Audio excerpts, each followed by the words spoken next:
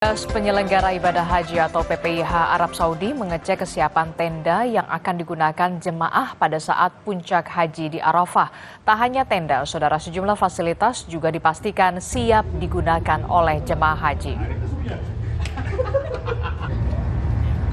Tenda-tenda di Arafah mulai dirapikan dan juga ditata jelang puncak musim haji pada awal Juni nanti. Pengecekan tenda Arafah merupakan sebuah proses penting dalam persiapan haji. Proses ini dilakukan untuk memastikan tenda yang akan digunakan jemaah haji dalam keadaan baik, aman, dan juga nyaman, serta memiliki fasilitas yang memadai, khususnya saat jemaah haji melakukan wukuf di Arafah. Selain fasilitas untuk istirahat, PPIH juga memastikan bahwa ketersediaan air akan mencukupi bagi seluruh jemaah haji.